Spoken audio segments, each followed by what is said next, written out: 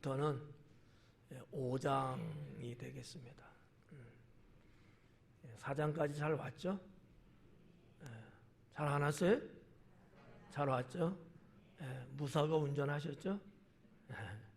5장 오늘부터인데 11절까지의 내용을 보니까 예수님께서 제자를 부르시는 내용이 나와 있어요. 그래서 주보에 나간 것처럼 제자를 부르시는 예수님에 대한 제목으로 강의를 하도록 하겠습니다. 1절 말씀 다룰 게 많이 있으니까 1절에 무리가 몰려와서 하나님의 말씀을 들을새 예수님은 게네사렛 호숫가에 서 있었다라고 기록하고 있습니다. 자, 무리가 몰려와서 무리가 몰려왔대요. 근데 예수님이 지금 있는 장소는 게네사렛 호숫가라고 하는 거예요. 우리가 이제 뒤에 것부터 한번 보자고요. 이 게네사렛 호수라 그랬거든요. 누가는 이 호수라는 단어를 썼어요. 사실 그 단어 쓴 건 아니에요. 번역을 그렇게 한 것이지. 그러니까 원어적으로 보면은 항구다라는 거, 항구. 항구는 어떤 곳이죠? 배가 들어오고 나가고 정착하는 곳이 이제 항구잖아요. 그 항구, 항만에 섰다라는 거예요. 근데 사실은 그 현장을 가보면은 뭐 항구다 그러니까 상당히 거대하고 엄청나게 넓고 클 것 같지만 그렇지는 않아요. 그냥 고깃배가 드나들 정도밖에 안 되는 그러한 곳이고요. 또 이 게네사렛이라고 했는데 이 게네사렛이라는 것은 사실 지명이에요. 동네 이름인데 거기에다가 게네사렛 호수라고 이렇게 붙인 거예요. 그럼 여기는 그럼 또 어디냐? 갈릴리 바다예요. 성경에 이제 뭐 갈릴리 바다, 갈릴리는 이제 큰 지역이잖아요. 갈릴리 그 바다 또는 호수라고 하는 것이 이 갈릴리 지방에 있어서 명칭을 이렇게 붙인 것이고, 게네사렛은 왜냐? 이 그 동네 사는 사람들이 부르는 거예요. 우리 앞에 이렇게 바다가 있는 거예요. 호수가 있는 거죠. 근데 우리 동네가 게네사렛이야. 게네사렛 호수라고 불렀던 거죠. 그런 거지 무슨 뭐 갈릴리 바다 있고 게네사렛 바다 있고 따로따로 있는 것은 아니다라는 거예요. 또 뭐 여기 본문은 없지만 다른 성경에만 있고 디베라 바다라는 말이 또 있어요. 똑같아요. 디베라도 해안가예요. 바닷가 뭐 호수가 마을인데 그 디베라 호수라고 불러. 디베라 바다라고 불러요. 똑같은 개념이야. 그러니까 우리가 이제 이스라엘의 지도를 이렇게 보면 정북방 이렇게 맨 꼭대기 거기 보면 뭐가 있냐면 고라신이라는 데가 있고 고라신 밑에가 가버나움이에요. 동쪽으로 벳세다 들녘이 있어요. 요 세 동네 고라신, 가버나움, 벳세다 이 세 동네가 예수님이 사역하시면서 이적을 가장 많이 베풀었던 곳이다라고 성경은 기록하고 있거든요. 그럼에도 불구하고 믿음을 찾아볼 수 없었던 동네였어요. 그래서 예수님은 그 세 동네를 뭐 저주라고 말하면 좀 뭐하지만 심판하셨고 멸망하게 됐던 것이죠. 거기가 이제 가버나움이야. 고라신, 가버나움. 동쪽으로는 벳세다지만 서쪽으로 오면은 그쪽에 게네사렛이 있어요. 게네사렛 밑으로 보면 막달라 말이 아시죠? 막달라 동네가 있고요. 그래서 좀 더 내려오면 디베라라는 동네가 있다는 거죠. 그러니까 뭐 갈릴리 바다, 때로는 게네사렛 바다, 때로는 디베라 바다 이렇게 불렀는데 따로따로 있는 건 아니고 똑같은 건데 그 지역에 따라 부르는 게 다른 거예요. 무슨 말인지 아시죠? 우리나라가 서쪽 바다는 항해 이렇게 부르잖아요. 황해. 중국에서는 뭐라 해요? 동해. 중국에서는 동쪽 아니에요? 아닌가? 중국에서도 서쪽에? 아니잖아요. 우리는 서해 바다 알잖아요. 중국에서 볼 때는 동쪽이거든.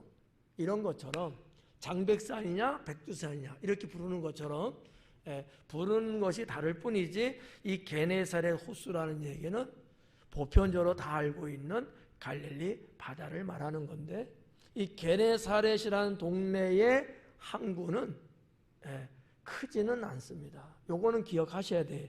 다음에 나오는 내용하고 관련이 있기 때문에. 그래서 이제 이러한 곳에 예수님이 서 계셨다라는 거예요. 근데 문제는 무리들이 몰려왔다는 거죠. 여기서 몰려왔다라는 단어를 썼는데 사실은 이 몰려왔다라고 하는 원어적 개념보다는 밀어냈다라는 뜻이 좀 더 원어적이에요. 사람들이 너무너무 많이 모인 거야. 그래갖고 서로 밀치는 이런 현상이 벌어진 거예요. 어느 정도냐면 심지어 예수님까지도 밀칠 정도로 사람들이 극대하게 많이 몰렸어요. 근데 이 게네사렛이라는 이 항구는 이 호수 바닷가 물가하고 사람이 모여들 수 있는 요 해안이라고 해야 되나? 물가라고 하자고요. 이 물가의 이 거리나 이 면적이 크지가 않아요. 글쎄 그냥 대충 모이면 몇십 명, 한 100명? 이 정도 할 때는 그래. 근데 사람이 너무 많이 모이다 보니까 면적이 넓으면 좀 거리를 두고 밀지 않고 서로 이렇게 띄엄띄엄 이렇게 있을 수 있잖아요. 그럴 수 있는 환경은 아니었다는 거죠. 그러다 보니까 촘촘하게 쓰고, 그리고 서로가 그냥 어떻게 그냥 밀다 보니까 예수님마저도 거기 서 있을 수 없을 정도로 밀쳤다는 얘기예요. 그래서 그 상황에 대한 단어로 번역을 해놓은 거예요. 무리가 몰려온 건 맞아요. 근데 어느 정도냐? 밀어낼 정도였다라고 하는 것이 헬라 성경에는 기록이 되어 있습니다. 번역만 다른 거예요. 자, 이런 내용 1절은 그렇게 볼 수 있고요. 2절에 보니까 호숫가에 배 두 척이 있는 것을 보셨다 그래요. 호숫가에 배가 두 척 있는 것을 보셨대요. 정말 이 호숫가에 배 두 척만 있었을까? 어떨 것 같아요? 물론 아니니까 제가 물어봤겠지. 몇 척인지는 모르지만 그러지는 않았을 것이다 라는 거죠. 사실상 어떻게 보면 성경에 기록된 바 또는 고고학적으로 우리가 역사를 들여다보면 베드로, 안드레 형제죠. 야고보, 요한 형제예요. 이들의 고향이 어디냐? 같은 동양이에요. 고향이 같아요. 그래서 벳세다 사람들이다 이렇게 말하기도 하고 가버나움 사람이라 말도 하는데 사실은 게네사렛 사람이다 말은 안 해요. 근데 여기는 지금 게네사렛이라는 거죠. 근데 거기서 이 배를 보고 계신 게 예수님이. 여기서 말하는 이 두 척의 배가 있는데 예수님이 그것을 보시니 그래요. 보시니. 이 보시니라고 하는 단어가 에이덴이라는 단어로 되어 있는데 무슨 뜻이냐면 주시하다라는 뜻이에요. 본다는 건 뭐예요? 제가 지금 여러분 이렇게 보잖아요. 여러분도 저 이렇게 보시죠? 자, 본다는 의미하고 주시해서 본다는 거하고 같을까 다를까요? 어떻게 다르죠? 대답 안 해도 돼요. 주시한다는 얘기는 목표가 있어요. 그죠? 목적이 있는 거야. 그리고 쳐다볼 때 주시한다 그러잖아요. 뚜렷이 바라보는, 이렇게 주시하는 거거든요. 그런 의미예요. 그러니까 예수님이 해안가에 있는 배 두 척을 보셨는데 뚫어지게 보신 거야. 관심 있게 보신 거야. 그냥 이렇게 눈에 들어오는가 봤다 이 개념이 아니라는 거예요. 이게 별것 아닌 것 같지만 어떻게 보면 중요한 내용일 수 있어요. 좀 이따거든 이제 말씀하겠습니다만. 근데 거기 보니까 어부들은 배에서 나와서 그물을 씻는지라 그래요. 배 두 척 있는데 어부들은 그물을 씻고 있는 거야. 그물. 이거 또 그물을 던져본 사람들이 여기 있나? 이재동 지사님 어디 가셨대? 그물을 던져갖고 할 때 그물을 썼으니까 또 걷어들이면 이제 또 다음에 쓸 걸 생각해서 시치하고 정리하고 이럴 거 아니겠어요? 예, 그러고 있는 장면이야. 그렇다고 보면 누가가 기록을 이렇게 했는데 예수님이 쳐다본 것은 정말 배였을까? 그물을 씻는 어부들이었을까? 하여튼 눈치들은 참 좋아요. 예, 그렇지 않겠어요? 예수님이 뭐 때문에 그 배를 보셨겠어요? 사람을 봤겠지. 그런데 꼭 그렇지만은 않다. 그러면 누가가 왜 이렇게 썼을까라는 거예요. 누가가. 매주 말씀드리지만 누가는 기록을 하는데 상세하게 기록을 하더라. 그리고 그 상세한 기록 속에는 분명한 메시지가 있더라. 이게 제가 보는 관점이에요. 자, 이제 한번 물어볼게요. 예수님이 배를 봤을까? 그물을 씻는 어부들을 봤을까? 그물 봤다. 그물. 아니, 배를 봤다. 배. 그럼 어부를 봤다. 그러면 둘 다 봤다. 예. 하여튼 눈치로 다 눈에 들어왔겠지만 누가가 기록한 바대로 배를 봤어요. 문제는 왜? 왜냐는 거예요. 왜 봤냐 이거지. 고기 잡으러 나갔다가 들어온 배니까 그물을 씻을 거 아닙니까? 상식이잖아요. 근데 예수님이 배를 보셨어. 왜? 배에? 그렇지. 그럼 다시 배를 봤을까? 배를 봤다고 생각되시는 분. 사람을 봤다, 어부를 봤다. 둘 다 봤다. 지조가 있는데. 둘 다 보긴 했지만 주시한 내용은 배였다. 고치세요. 여기에서 오늘의 말씀의 실마리는 풀려나가기 시작합니다. 물론 뭐 어부도 보였지. 유독 주님이 관찰한 것은 그물을 씻을 때는 고기 잡으러 나갔다 들어왔군 했는데 그럼 당연히 뭐가 있어야 되는 거야, 배에는? 고기가 있었어야 되는 거예요. 근데 고기가 없는 거야. 여기에서 이제 예수님은 제자를 부르는 사건을 만들어 갑니다.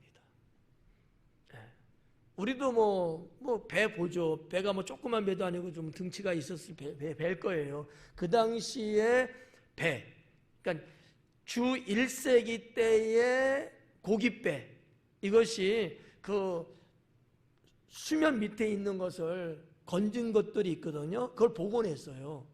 그래서 그대로 똑같은 크기로 만든 것들이 있거든요. 그 동네에. 예. 성지순례 가면 한번 볼 수 있을 거예요. 커요. 한눈에 딱 들어와요. 근데 고기가 없는 거야. 여기서 스토리는 이제 시작됩니다. 중요한 내용이에요. 어떻게 보면. 자, 호숫가에 배 두 척이 있는 것을 보시니 어부들은 배에서 나와서 그물을 씻는지라. 주시에서 봤어요. 3절에 예수님께서 한 배에 오르시니, 배가 두 개가 있었는데 그 중에 하나의 배에 올라갔다. 근데 그 배의 주인은 시몬이었다라고 하는 거죠. 예수님께서 배에 올라탄데 뭐 50대 50이야. 복불복이야. 그죠? 근데 올라탄 그 배가 시몬의 배라는 거지. 우연일까 필연일까? 예. 하여튼 오늘 밤에 눈치 드는 100점이에요. 예. 저는 필연이라고 봐요. 왜냐하면 지난주에 우리가 봤던 내용이 뭐예요? 알았어요. 베드로의 장모님 10병 있는데 고쳐주셨잖아요. 우리 장모님 언제 죽을지 모르는 그러한 위중증에 있었는데 나사렛의 예수라는 선생님이 와서 단번에 고쳐줬다는 것을 알았을까 몰랐을까요? 알았단 말이에요. 그렇죠? 그거하고 이 사건하고 연계성이 있어요. 그러니까 그러니까 예수님은 그냥 아무 생각 없고 계획 없고 뜻이 없고 이렇게 움직이시는 분은 아니라는 거지. 제자를 택하시는 데 있어서 이러한 관련성의 것들을 사용도 하시더라라고 하는 거죠. 좀 이해 가요? 우리가 말이죠, 평소에 일상적인 생활을 할 때에 뭔가 하나님 앞에 눈도장이 찍힐 정도, 뭔가 티가 딱 날 정도의 메리트가 있어야 돼. 관련성이 있어야 된다고. 그러면 하나님은 어느 타이밍에 그러한 여러분을 택하셔서 쓰신다는 거죠. 이게 하나님의 섬세하신 뜻입니다. 그러니까 이날 예수님이 배에 올랐는데 이쪽 탈까 저쪽 탈까 그러다가 A가 타지, 그게 아니라는 거예요. 전지하신 주님께서는 시몬의 배를 타시고, 왜? 시몬을 부르시기 위한 거였으니까. 여러분, 제자를 택하는데 뭐 우리 같은 사람들이야 그냥 누구가 좋을까 동서남북 이러면서 침 딱 빼고 딱 쳐보면서 이렇게 할지 몰라도 주님은 그렇게 하지 않거든요. 상당히 필연적이고 뜻이 담겨져 있는 탑승이 아니었겠느냐. 그래야지 대화가 될 거 아니에요. 대화가. 엉뚱한 배 타고 있는데 대화가 되겠어요? 그런 부분들을 우리는 이 3절 속에서도 볼 수 있지 않겠느냐라고 하는 거죠. 예수님께서 한 배에 오르시니 그 배는 시몬의 배라. 육지에서 조금 떼기를 청하시고 앉으사 배에서 무리를 가르치시더니. 자, 이 3절은 1절에 있는 말씀하고 관련성이 있어요. 배에 올라타셨는데 뭐라고 부탁을 해요? 청했다고 했잖아요. 육지로부터 좀 떼어서 좀 물가로 좀 들어가자, 이렇게 부탁한 거예요. 왜요? 네? 사람이 뭐라고요? 많아서. 그렇지. 사람이 많아서. 근데 왜? 그게 어쩌다고? 사람이 많긴 많아. 한눈에 안 들어와. 사람이 너무 많다는 거야. 이 내용은 추론한 거예요. 그냥 제가. 여러분 이렇게 있으니까 제가 가까이서 보면 여러분 한눈에 제가 다 들어오겠어요? 눈에 이 화각이 180도 이렇게 안 되잖아. 약 한 130도 내외 정도밖에 안 되거든. 이렇게밖에 안 된단 말이에요. 근데 멀리 이렇게 오면은 어떨 것 같아요? 한눈에 싹 들어오잖아요. 이런 거지 어떻게 보면. 예수님은 복음을 전하실 때 아주 친밀하고 가까이 서서 복음을 전하시는 경우도 있지만 지금은 그 상황이 아닌 거예요. 어쩔 수 없이 묵가에서는 있을 수가 없어. 너무나 사람이 많이 몰려 있어갖고 오히려 누군가 나를 밀치고 있는 상황이기 때문에 배에 올라탔는데 그래도 가까이 있는 거야. 왜? 고기 잡으러 나갔다 들어온 배가 저만큼 물가에 있는 게 아니고 바로 묵가에 접한 물에 있는 거거든요. 좀 뒤로 좀 물르자. 그러면서 모여있는 모든 사람들을 한눈에 보고 계시는 거야. 그렇게 유추해 볼 수 있다는 거죠. 예수님의 사역의 많은 부분들이 그렇게. 그러니까 우리 예수님은 말이죠, 서로 백성들의 이 눈을 보면서 언제나 말씀을 전하셨다. 이렇게 봐도 과언은 아니에요. 여기 여러분 있는데 먼 산 쳐다보면서 할렐루야 뭐 예수님께서 뭐 이렇게 안 했다는 거예요. 다 백성들의 영혼을 쳐다보시면서 말씀을 전하셨다는 거지. 이날 이 사건도 틀림없이 똑같을 거다, 이렇게 볼 수 있다고 하는 것이죠. 그러면 그 전해지는 그 말을, 그 전하는 사람의 눈을 보면서 사람 백성들이 어떨 것 같아요? 심취하고 빨려 들어오겠죠. 영적 교감이 이루어진다는 거죠. 영적 교감. 네. 저도 여기만 쳐다보고 하면 참 좋을 것 같아요. 근데 저하고 여러분하고는 아무 인격 대 인격의 만남이 없다고 그러면 기계적인 거지. 그냥 여러분을 쳐다보면서 말씀을 전하면 여러분의 눈동자의 움직임, 표정, 이게 다 들어오잖아요. 아, 설교가 길다고 좀 하고 있구나. 아, 수긍을 하고 있구나. 아, 말씀을 아멘하며 받아들이고 있구나. 거기에 따라서 말씀의 템포나 아니면 내용이나 이런 여러 가지가 조절이 된단 말이에요. 전능하신 우리 주님께서 그런 것처럼 아주 섬세하게 백성들을 향한 그 말씀 속에서도 그런 어떤 애틋함과 사랑이 분명히 있었을 것이다. 왜? 영혼을 구원하기 오신 그분이잖아요. 무슨 뭐 돈 몇 푼 받고 일품으로 온 건 아니잖아요. 영혼을 사랑하고 그 영혼들을 구원하기 위해서 오신 주님이시기 때문에 하나도 놓치지 않는 거죠. 하나도. 여러분들이 잘 알고 있듯이 요한복음 1장에 기록된 바에 의하면 빌립과 나다나엘 나오잖아요. 나다나엘이 무화과 나무에 앉아있지만 예수님 계신 곳하고는 거리가 있어서 볼 수가 없죠. 근데 예수님이 알고 있어서 모르고 있었어요. 알고 계셨어요. 주님의 전지하심이죠. 근데 지금 이렇게 있는데 주님의 이런 어떠한 전능과 전지하심의 이런 부분들이 뭐에 필요하겠어요? 그의 백성들에게 주시는 데 필요한 것 아니겠어요? 그래서 이 3절 말씀에서 배 조금 떼기를 정하시고 앉으사 배에서 무리를 가르치시더니 그래요. 지난주 말씀드렸죠? 예수님의 캐립소, 선포 이야기했잖아요. 예수님의 선포는 두 가지로 크게 나눌 수 있다.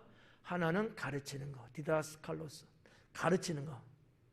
또 하나는 병을 고쳐주시는 거. 두 가지 큰 형태로 나타났다는 거. 여기는 지금 뭐예요? 질병을 고치는 문제가 아니고 가르치시는 거야. 그러니까 예수님의 이 가르치심은요 상당히 자상하고요. 모여있는 사람 중에서 이해하지 못하고 어리버리하고 이러면은 예수님의 그 말씀은 끝나지 않아. 해가 지도록. 어떻게 하든지 그거를 알아들을 수 있고 받아들일 수 있도록 노력하셨어요. 그래서 예수님의 말씀 속에는 어떤 것들이 많이 나오냐? 비유의 말씀이 많이 나와요. 예를 많이 들었다는 거지. 무슨 얘기야? 사람들이 헤아리지 못했다는 거야. 저도 비유 많이 들잖아. 그래서 시간이 많이 걸려. 내 죄가 아니야 이거는. 여러분의 죄야. 눈치를 보니까 잘 모르는 것 같아. 그러면 이렇게도 또 예를 하나 더 들어주고 이제는 안 것 같아. 그러면 패스. 이런 식같이 예수님의 티칭은 그러셨다. 상당히 소상하시고 자상하시고 백성들이 하나님 나라가 뭔가 주님 나라의 진리가 뭔가 이거를 백성들이 알기를 대단히 원하셨어요. 그래서 대충 한다든지 그냥 뛰어넘는다든지 그러지를 않고 꼭 알 수 있게끔 항상 이렇게 가르쳤다. 이것을 가르쳤다는 거예요. 배에 올라서 앉았잖아 이제. 그걸 가르쳤다는 거예요. 외친 게 아니야. 가르친 거야. 하나씩 하나씩 다. 그거를 지금 누가는 놓치지 않고 기록하고 있습니다. 4절의 말씀 보니까 말씀을 마치시고 시몬에게 이르시되 깊은 데로 가서 그물을 내려 고기를 잡아라. 아니 그 많은 사람들 중에서 시몬을 유독 눈여겨봤어요. 시몬은 그 당시에 지금 그물을 씻고 있는 사람인 거 주님은 보신 거야. 근데 지금 뭐라 그래? 왜 예수님이 깊은 데 가서 그물을 내리라고 했어요? 이유가 뭐죠? 고기 허탕 쳤거든. 허탕 쳤잖아요. 여러분 같으면 어땠을 것 같아? 내일 아닌데 뭐 잡든 말든 그럴 수 있잖아요. 내가 할 수 있는 것도 아니잖아. 내 영역도 안 되잖아 그거는. 근데 예수님은 그게 아닌 거야. 베드로 여기 있는 이 어부들을 제자 삼으려고 주님은 아마 이 접촉점을 찾지 않았겠는가 이렇게 볼 수 있다는 거죠. 중요한 단어가 있는데 여기 4절에 보면 이렇게 기록합니다. 깊은 데로 가서 그래요. 깊은 데로 가서. 이 가서라고 하는 단어가 여기 나왔는데 이 단어가 에파나고라고 하는 단어예요. 에파나고. 이게 무슨 뜻이냐면 우리나라로 말하면 되돌아가다라는 거예요. 되돌아가다. 그럼 어디로 되돌아간다면 어디로 가라는 얘기야?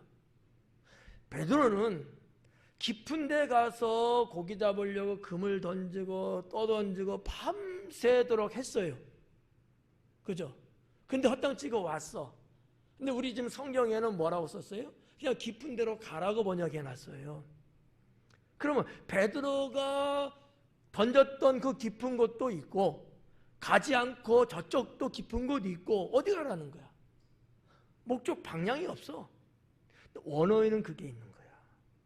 에파나고라는 것은 네가 왔던 그곳으로 다시 돌아가라는 거야. 돌아가라는 거야. 자, 한번 생각해 봐요. 정신 번쩍 들고 봐봐요. 만약에 베드로가 그래 깊은 거 어딘지 갔어. 그래갖고 고기를 잡았어. 그러면 베드로의 능력으로 잡았을까? 예수님의 은혜로 잡았을까? 그러니까 여러분은 틀린 거야. 지금 무조건 계속 찍고 있는 거야. 이젠 찍을 때가 아니야.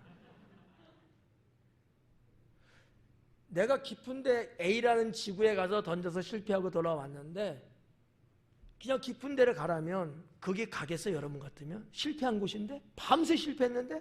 갈 것 같아 안 갈 것 같아요? 잘못 찍었다니까 아까.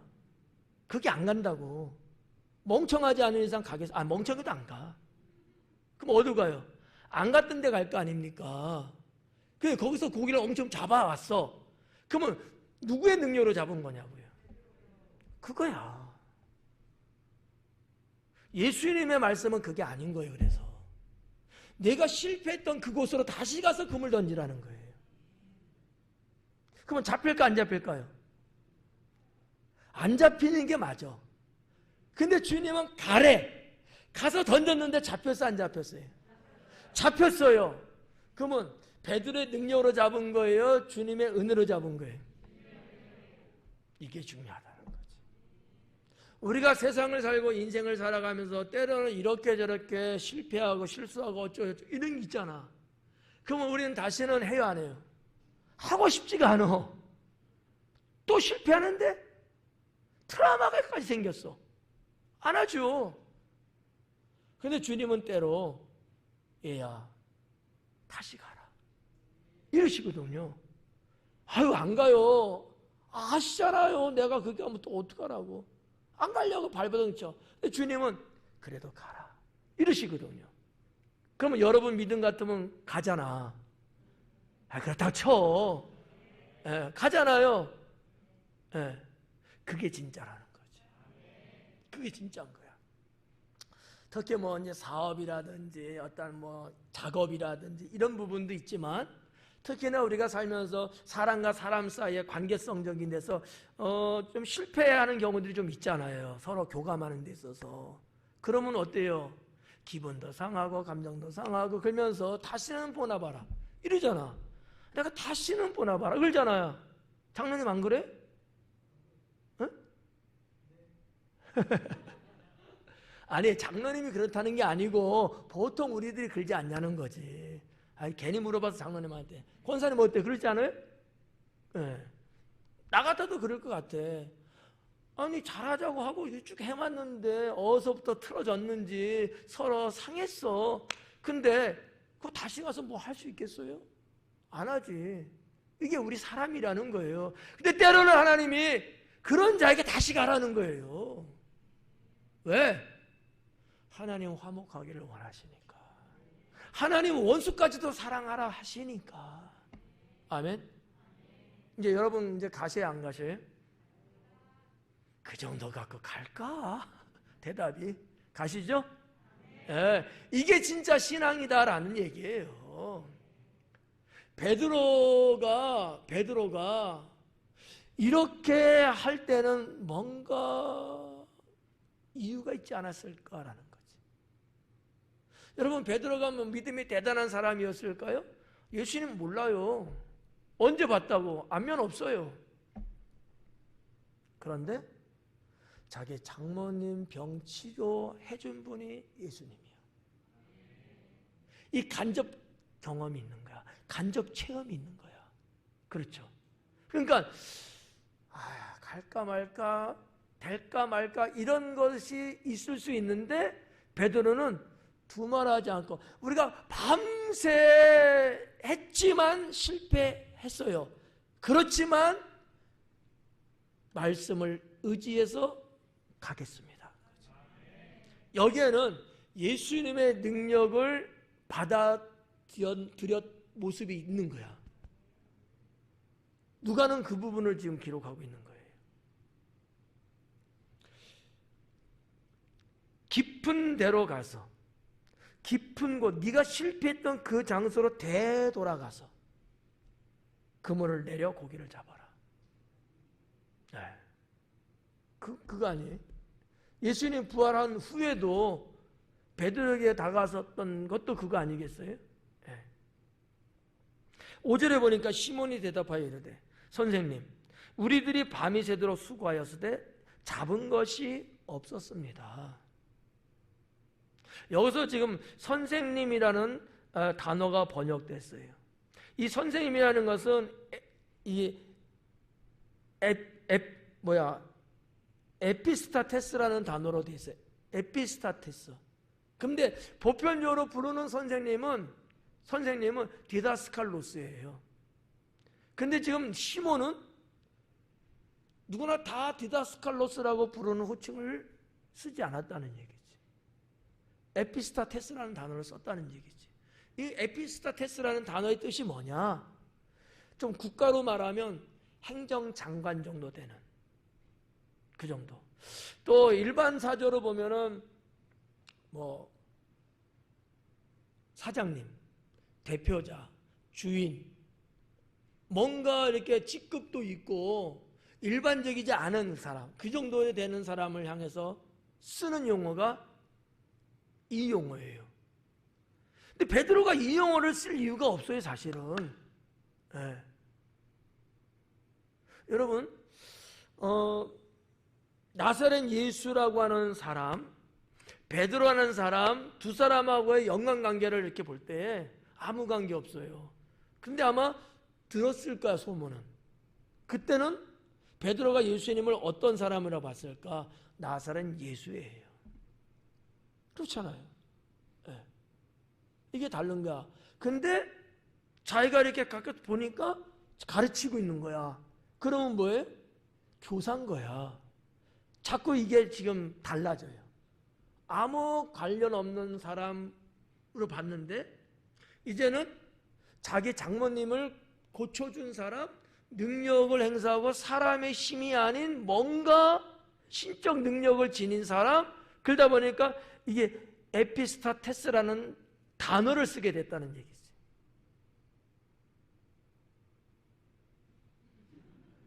이해가 안 가요?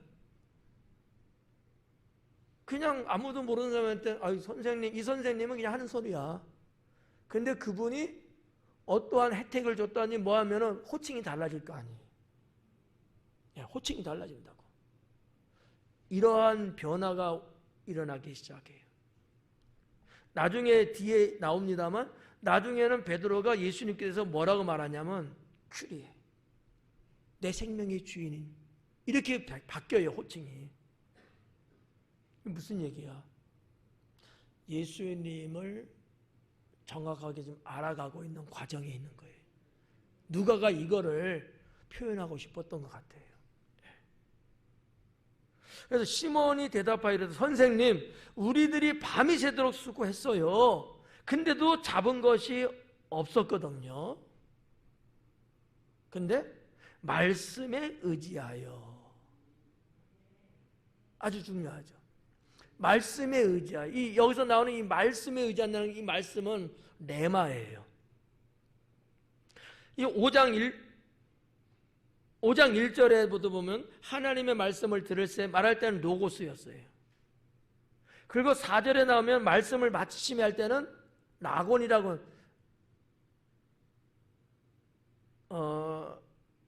나레온가 그런 단어, 그냥 단순한 그냥 말하다라는 단어를 썼어요. 근데 주님이 거기 가서 던져라는 그 말에 대해서는 내 말하는 단어를 썼다는 거지.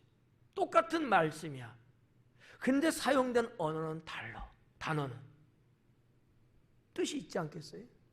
내 말은요, 영혼에게 치고 들어오는 생명의 말씀이에요. 사람을 감동시키는 말씀이거든요.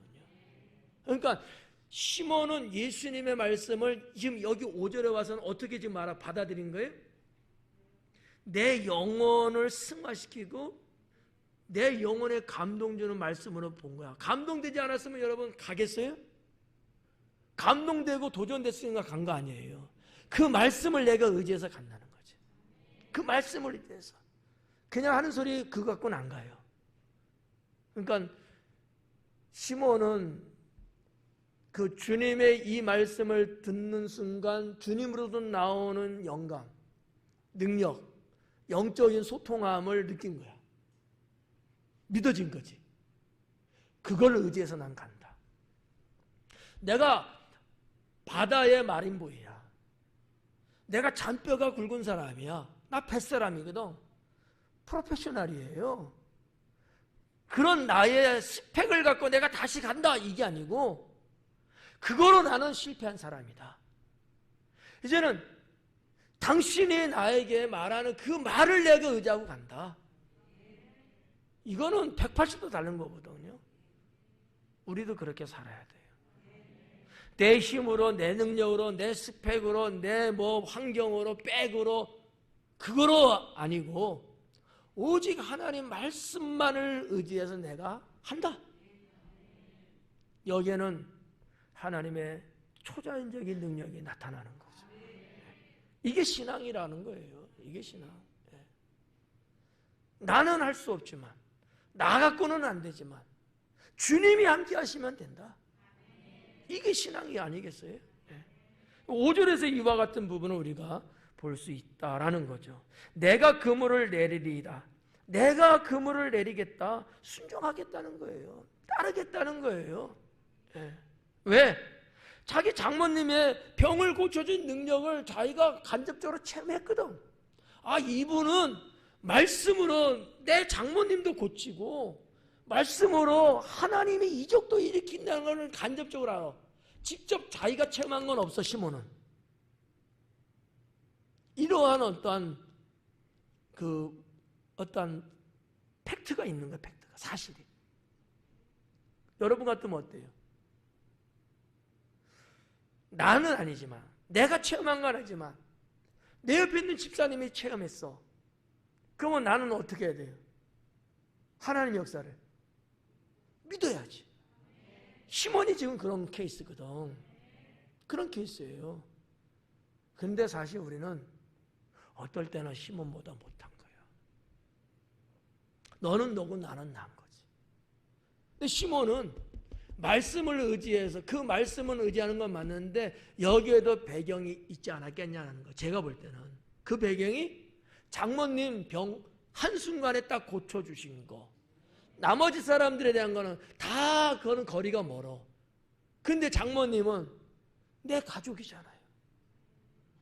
근데 이게 무슨 약초를 써서 고친 거 아니잖아요. 주님의 능력으로 고쳤잖아요. 그래도 시몬은 유대인입니다. 하나님 믿는 사람이에요. 여기서 오는 신뢰라는 것은 이루 말할 수 없지 않았겠느냐라는 거죠. 우리들은 살면서 어느 권사님이 이런 게 있었대, 어느 집사님이 그랬대, 목사님이 이랬대. 그러면은 여러분 어떻게 해야 돼요? 여러분도 말씀을 의지해서 믿어야 되는 거예요. 그럴 때 동일한 주님의 역사가 일어난다는 거죠. 6절에 보니까 그렇게 하니 그래요. 그렇게 하니 뭘 그렇게? 그물을 내리리다 하고 그렇게 했다는 거야. 여기서 한이라고 번역이 됐지만 이것은 실천을 말하는 포이에오라고 하는 단어거든요. 포이에오. 이거는 실천하다라는 단어입니다. 그렇게 하라니까 내가 그렇게 실천했다라는 거야. 그렇게 하니, 그렇게 실천하니 고기를 잡은 것이 심이 많아 그물이 찢어지는지라. 실천할 때 하나님의 역사는 시작됩니다. 실천 안 하고 머리로만 가슴으로만 뭐 알았어요, 예, 아멘, 할렐루야, 백날에 든 소용없어요. 주님의 말씀을 갖고 실천할 때 하나님은 그때부터 역사하십니다. 만약에 시몬이 실천하지 않았어요. 깊은데 내가 실패한 그곳에 가서 그물을 던지러 갔는데 내가 안 했어. 그럼 고기 잡을 수 있었겠어요? 아니거든. 말씀을 의지해서 내가 실천하니까 고기가 어마어마하게 많은 거야. 만섬이야. 이게 어느 정도예요 지금? 성경이 기록된 거 보니까 자 여기 봐봐요. 6절에 7절에 이에 다른 배에 있는 동무들에게 손짓하여 와서 도와달라 하니 어느 정도길래? 뭐라 그래요? 심이 많아 그물이 찢어지는지라. 심이 많아 그물이 찢어진대. 여러분 갈릴리에서 서식하고 어부들이 잡아들이는 고기의 어종은 많이 있습니다. 있는데 그때의 베드로가 잡았다고 하는 고기, 일명 베드로 고기라고 지금도 말들 하거든요. 그 고기가 제가 경험한 바는 먹어봤어. 한 요만은 해요. 한 30cm 정도는 된 거를 제가 먹은 경험이 있어. 전도사님도 드셨죠? 같이 먹었죠? 이거 하나만 먹어도 배불러. 근데 마리수가 얼마나 많고 또 마리수에 비례해서 무게가 얼마나 가는지 여기 6절에서는 많이 잡혔다는 수량에 대한 얘기를 쓴 거야. 그죠? 아니? 맞죠? 심이 많아 그물이 찢어진대. 이거는 숫자가 너무 많은 거야. 그물로 다 안 된다는 얘기야. 근데 무게도 여기서 상당히 느낄 수 있는 거야. 무거우니까 찢어지는 거 아니겠어요? 근데 7절에 봐봐요. 이에 다른 배에 있는 동무들에게 손짓하여 와서 도와달라고 하니 그래요. 그들이 와서 두 배의 채움에 잠기게 되었더라. 자, 예수님이 두 배 중에서 한 배에 올라타서 말씀을 가르쳤고 거기에서 베드로에게 말씀해서 베드로가 가서 이 작업을 하는데 걷어들인 물고기를 보니까 한 배지만 사실 두 배가 있었잖아. 이 두 배 다 가득 실은 거예요.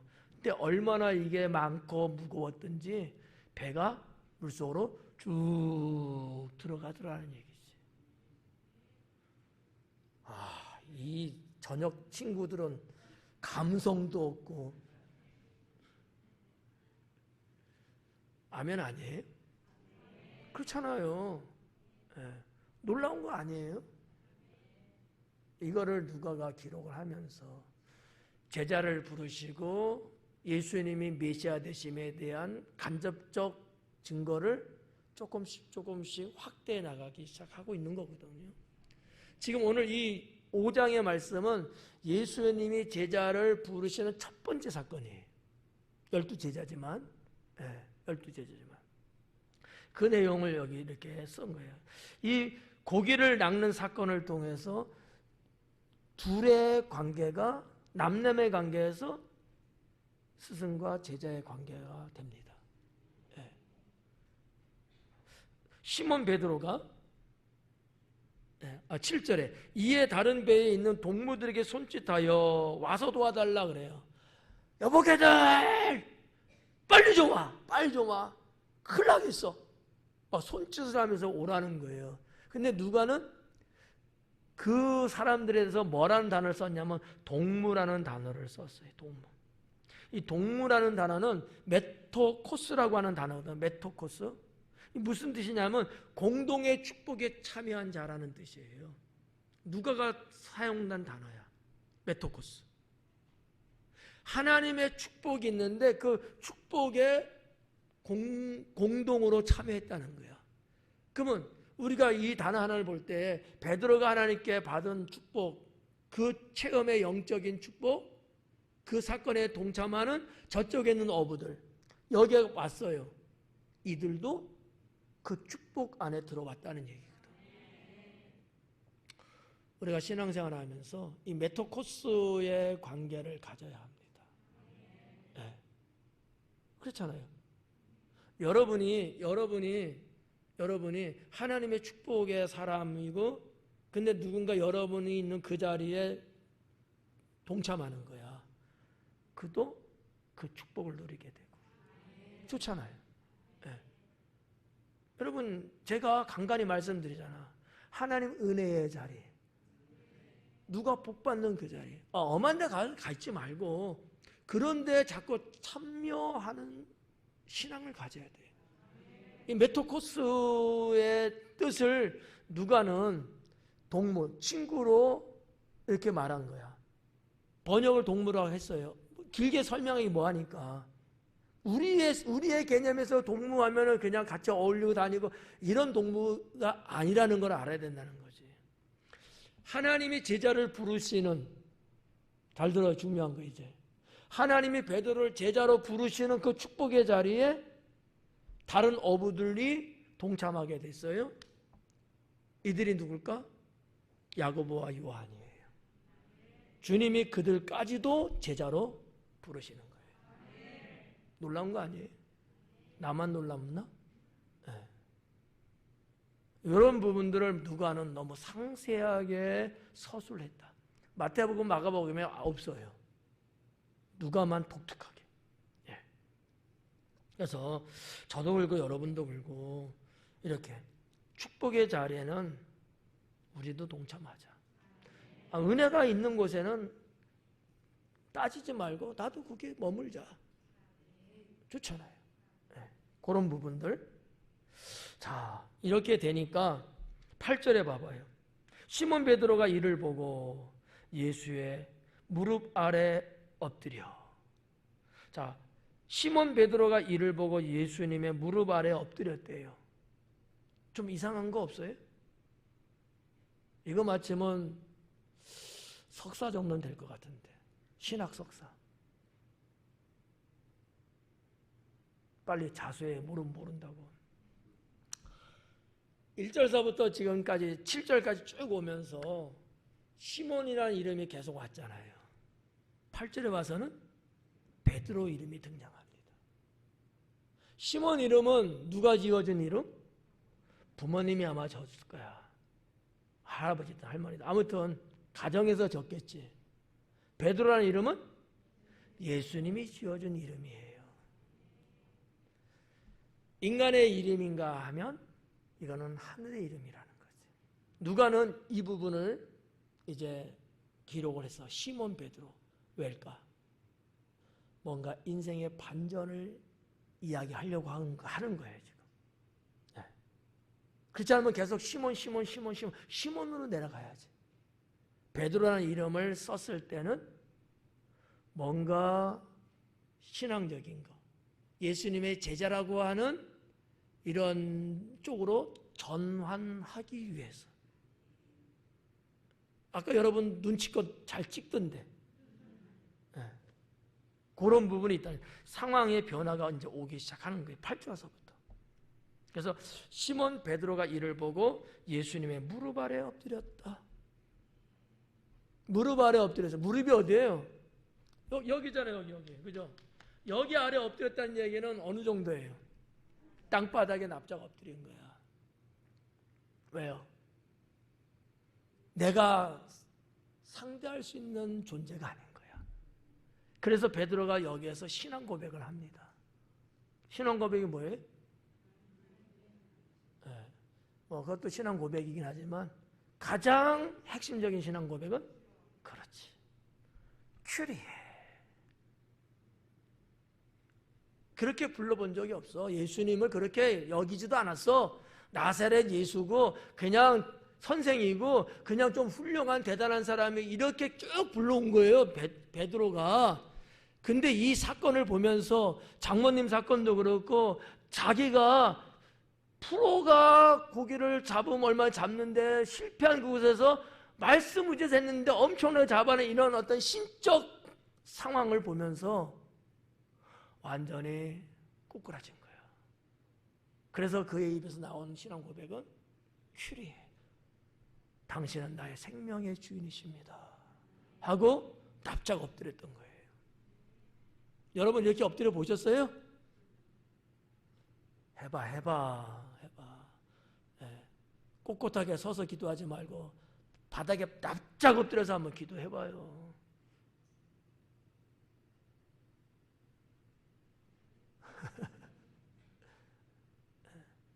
달라요. 한번 해봐요. 물론 뭐 해보신 분들도 있고 뭐 과거에도 해보셨겠지만 때로는 이게 필요하다. 하나님의 절대적인 은총이 필요하다고 한다면 그냥 꼿꼿이 기도하고, 물론 그것도 뭐 나쁜 건 아니지만 완전히 나를 바닥에 낮추고 오직 주님만을 의지하는 이 표현을 지금 베드로는 그걸 지금 하고 있는 거예요. 여기서 인생은 바뀝니다. 네. 주여 나를 떠나소서 나는 죄인으로소이다. 아니 또 나를 떠나래. 이게 웬일이야. 이 대단하신 분이 있는데 계속 투게더 계속 같이 가면 좋은 거 아니에요? 이것도 아닌가? 말들을 안 해. 좋은 거 아니에요? 난 좋다고 보는데. 안 좋아요? 좋잖아요, 인간적으로. 근데 왜 베드로는 나에게서 떠나달라고 하냐고요. 이유가 뭘까? 두려웠어요. 그러니까 예수님을 과거에는 그냥 한 인간 니나 내나 이렇게 봐왔는데 지금 계속 터지는 사건을 보면서 예수님을 신적 존재적으로 보기 시작한 거예요. 눈이 바뀌어진 거예요. 근데 내가 감당이 안 돼. 어떻게 보면 무서운 거지. 베드로가 여기 나는 죄인으로소이다 이렇게 고백했잖아요. 정말 죄인이라는 걸 알아서 죄인이라고 했으면은 죄인과 하나님은 같이 있으면 안 돼요. 그러면 죽어요. 이게 유대인들의 사상이야. 그렇지 않아요? 이렇게 볼 수도 있는 거야. 정말 내가 죄를 져서 죄인이라고 했다면은 그런 차원에서 나를 떠나달라고 했을까? 왜? 죄인인 내가 어떻게 거룩한 하나님과 면전을 같이 할 수 있냐고. 그러면 죽음이에요, 그건요. 무서운 거지. 근데 제가 볼 때는 내가 무슨 죄를 짓고 무슨 죄를 짓고 이래서 죄인의 이런 얘기가 아니고 자기를 최대로 낮춘 고백이에요. 그게 뭐예요? 죄인이라는 고백이거든. 우리는 아니잖아. 그죠? 유대인들은 그래요. 유대인들은. 우리하고는 아예 생질이 달라요. 그들은 신앙의 토대 위에 원래부터 서 있는 민족이고 우리는 아니고 내가 죄인이라는 게 가장 겸손한 거야. 가장 낮아진 거야. 우리가 하나님 앞에 회개할 때도 주님 제가 죄인입니다. 이게 완전히 낮아진 거거든요. 네. 이렇게 이제 볼 수 있는 거야. 그러면 뭘까? 그 답이 9절 10절에 나오는 거죠. 그게 뭐예요? 이루고 있는 이 사건, 이 능력의 사건들이 감히 인간으로서는 어떻게 상대할 수 없는 사건들이야. 덜컹한 거야. 더군다나 9절 10절 말씀에 보면 사람들이, 어부들이, 동료들이 이 일어난 사건을 보고서 막 놀라 자빠지고 있는 거야. 기겁을 하고 있는 거야. 분위기가 막 그러니까 베드로도 무서운 거야. 나는 평범하게 살고 싶어. 나는 그냥 죽을 때까지 고기나 낚으면서 나는 살 사람이야. 근데 지금 내 앞에 펼쳐지고 있는 이 사건들은 감당할 수 없는 거야. 제발 가주세요, 이제는. 제발 가주세요. 이런 어떤 심정일 수 있어요. 누가가 이러한 베드로의 심정을 기록하고 있는 거예요, 지금. 이게 여러분 얼마만큼 공감이 될는지는 모르겠지만. 오전 예배는 많이 느끼던데. 그래서 여기 보면 9절에 이는 그러잖아. 이는 이게 설명이라는 거죠. 자기 및 자기와 함께 있는 모든 사람이 고기 잡힌 것으로 말미암아 놀라고. 여기서 이 말하는 이 놀라고라는 것은 우리가 지지난주에 봤던 36절에서 다 놀라 서로 말하되 담보스라는 단어, 이 뜻이에요. 뭐야, 이 정도가 아니고 기겁을 할 정도로 막 그렇게 놀란 거야. 네. 여러분은 이러한 것을 경험 안 해봐서 모르죠? 그런 것 같아. 눈치 보니까 나도 눈치 좀 써보려고. 네. 막 이러는 거지. 한번 해봐요. 이 정도로 당시 게네사렛 호숫가의 사람들은 기겁을 할 정도 놀라고 있는데 분위기를 보니까 이건 내가 감당할 수 없는 거야. 자기도 자기를 알잖아요. 그래서 나를 떠나가 주세요 라고 했다고 저는 느껴지는 거죠. 저는 그렇게 추론을 해요. 그리고 10절에 세베대의 아들로서 시몬의 동업자인 야고보와 요한도 놀랐습니다. 시몬의 동업자 야고보, 요한 형제죠? 이들도 놀란 그 현장에 있었어요. 와달라고 불렀잖아. 간 사람들이에요. 아마 제가 그 배의 사이즈나 당시에 고기 낚는 어부들이나 좀 고고학적인 얘기예요. 혼자서 배를 타고 거기에 안 잡습니다. 배 사이즈도 있어요. 그냥 일반적인 인부. 이 사람들은요, 선주들이에요. 자기 배야. 주인이야. 그러면 고기 잡으러 나갈 때 뭐 적게는 한두 명이라도 같이 대동했을 거란 말이지. 그런 사람들도 놀랐지만 자기의 동업자, 친구, 친한, 여기는 같은 사촌간이에요. 이들도 그 현장에서 놀라버린 거야. 네. 그거를 지금 말하는 거예요. 베드로의 아들로서 시몬의 동업자인 야고보와 요한도 놀랐다. 예수님께서 시몬에게 이르시되, 자, 여기 보니까 누가 안 나오네? 여기 이름 안 나오는 이름이 있네요. 누가 안 나왔을 것 같아요? 네? 베드로? 아니, 베드로 있잖아. 안드레가 없어요. 베드로의 동생 안드레. 형은 어부고 동생은 세무관? 형제가 같이 고기 낚는 어부였어요. 마태복음과 마가복음을 보면 똑같은 사건인데 거기에는 베드로와 안드레가 기록이 되어 있어요. 누가복음에 없지만 안드레는 누구한테 찍힌 것 같아. 이름이 안 나왔어. 누가복음에 없지만 그 현장에 있었던 건 분명합니다. 그래서 이때에 예수님 제자 4명을 주님이 택하십니다. 그래서 여기 지금 10절은 그거예요. 무서워하지 말라. 무서워하지 말라. 예수님의 그 백성들을 향한 따뜻함이 3가지 정도로 표현하는 게 좀 있어요. 제가 볼 때는 예수님 18번지 같은 거. 무서워하지 말라는 말이 하나 있고요. 하나는 평안하라 이런 말을 하셨고요. 하나는 안심하라 이런 말씀들을 좀 자주 쓰는 편이었어요. 좀 시그리식으로 말하면 샬롬 이런 거. 예수님은 언제든지 백성을 만나고 뭐 가난하고 헐벗고 병들고 귀신 들리고 연약함 당하고 무시당하고 짓밟히고 이런 사람들, 연약한 사람들 있잖아요. 그런 사람들에게 다가서 말씀하실 때 이런 표현을 했다는 거지. 무서워하지 마라. 걱정하지 마라. 안심해라. 내니 두려워하지 마라. 이런 말씀들. 참 좋은 말씀 아니에요? 위로가 되고 힘이 되는 말씀이잖아요. 우리도 예수님 닮은 사람들이니까 살면서 이런 말들을 자주 많이 하면 좋아요. 이 한국 사람들은 표현을 잘 안 해. 그래갖고 그냥 뚱치고 넘어가 그냥. 그러지 말고 손을 이렇게 잡으면서 집사님 힘내. 걱정하지 마요. 주님이 계시잖아. 이 한마디가 눈이 녹듯이 싹 녹는다니까. 베드로가 놀랬다 그랬잖아요. 그죠? 무서워했대잖아. 날 떠나달라고 그런 거 아니에요? 근데 예수님이 그런 베드로에게 뭐라 그래요?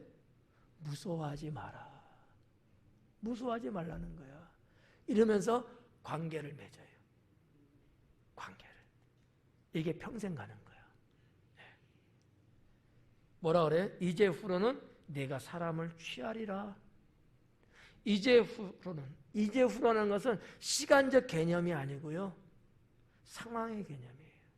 네. 그러니까 지금까지 어떠세요? 이름은 시몬과 베드로예요. 그죠? 시몬과 베드로잖아요. 이전에는 고기 낚는 사람이었잖아. 후로는 사람을 낚는 사람.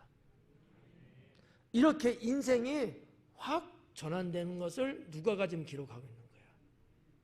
여러분, 우리도 마찬가지여야 된다는 거죠. 예수님 믿기 전에 나하고, 예수님 믿고 구원받은 이후에 나하고 전환이 확 돼야 되는 거죠. 그것이 사도 바울의 복음으로 보면 옛사람과 새사람의 관계겠지. 요한복음에 나오는 거 보면 거듭난 자의 이야기겠지. 이게 있어야 된다는 거예요. 예수님 믿고 구원받았으면 삶의 전환이 있어야 된다. 성격의 전환이 있어야 되고, 추구하는 미래의 전환이 있어야 되고. 아니, 예수 믿고 구원받고 어쩌자는데 똑같아. 옛날이나 믿기 전이나 똑같아. 아니지, 이거는. 바뀌어야지. 전환돼야 돼요. 네. 누가는 이 단어를 쓴 거야. 나는 의도적으로 쓴 것 같아요. 후로는. 이제 후로는. 지금까지 그렇게 살았지만 이 사건을 통해서 예수님 만나고 이러한 영적인 교감, 이것이 있는 이후에는 사람을 낚는 어부, 이런 사람이 된다는 거죠. 그래서 11절에 뭐라 그래요? 그들이 배들을 육지에 대고 모든 것을 버렸다는 거죠. 모든 것을 버렸대요. 여러분, 새로운 것을 시작하기 위해서는요, 철저한 자기 포기가 있어야 합니다. 주님 안에서. 뭔가 여러분, 새로운 것을 뭔가 이렇게 하기 원하고 하나님의 어떠한 능력과 사인을 원하는 경우 있잖아요. 우리 살다 보면요. 그 은혜 있기 원하는 거 아니에요? 그러면 나에 대한 철저한 포기, 나를 포기하는 게 있어야 돼요. 여전히 붙잡고 하나님이 해주세요 이러면 주님이 안 하셔요. 내가 붙잡고 있잖아.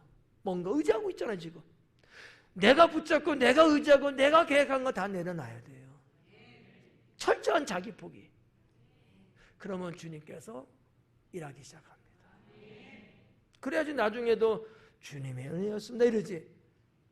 포기 안 하고 잘 되게 해주면 내가 해서 됐지 이럴 거 아니에요. 그러니까 제자라고 하는 이 제자도는 말이죠, 모든 걸 다 포기하고 새롭게 시작하는 거예요. 새롭게. 제가 어떤 분들 보면 자기가 예수님 제자래, 자기가 목사님 제자래. 보니까 제자는 무슨 제자 제자도 안 들어갔어. 포기도 안 해. 지 멋대로 하는 거 똑같이 하고 막 그러더라고요. 그래서 그 교회 목사님이 저보고 목사님 이야기 좀 들어봐요. 그러면서 그 답답함을 저한테 이야기를 하시는 거야. 내가 들어보니까 그렇더라고 진짜. 네. 아니 나 목사님 제자입니다. 나 이제 목사님 밖에 없어요. 이렇게 말하는 제자라면 그래서 뭔가 변화된 모습을 보여줘야 될 거 아니야. 예전하고 뭔가 다르게 액션이 좀 있어야 되는 거 아니겠어요? 그게 없다는 거야. 말만 하고 떠벌리고 나는 우리 목사님의 제자하고 많이 돌아다니는데. 근데 그 사람 때문에 창피하고 그 사람 때문에 교회 욕먹고 있대. 그게 무슨 제자야? 그렇잖아요. 여기 제자들 보니까 여러분 한번 봐봐요. 자, 자기 배도 있는 사람들이야. 이 사람들은 집안도 있어. 가족도 있어. 자기의 미래도 여기 달려 있는 거야. 근데 그건 뭐든 어떻게 보면은 평안함이고 부귀영화고 명예든 이런 모든 거 다 내려놨어요. 여러분 그냥 다른 말로 하나 말하면 자기가 태어나서 쭉 살아왔던 고향 떠나는 게 쉬워요? 쉽지 않거든요. 부모 떠나서 사는 거예요. 그렇게 솔솔 재미도 나는 고기 잡는 거 어부니까 얼마나 즐거웠겠어 또. 그것도 내려놔. 아니 뭐 예수님 따라가면 보장된 거 있어요? 보장된 거 하나도 없어. 근데 다 내려놓고 예수님을 따랐다는 얘기지. 예. 제자는 그런 거다. 제자는. 예. 그래서 오늘 11절까지 이렇게 봤는데 정말 이 5장 초반부에 있는 이 내용들을 보면서 뭔가 우리가 주님 앞에서 나의 어떤 확고한 처신, 또 주님과의 맺어지는 관계성, 또 하나님의 은총을 입는 데 있어서 나에게 뭐가 필요할까? 오직 말씀을 의지하는, 그리고 내가 말한 것에 대한 실천, 이런 것들이 오늘 이 밤에 여러분들이 가져가야 할 내용들이 아닐까라고 생각합니다. 기도하겠습니다.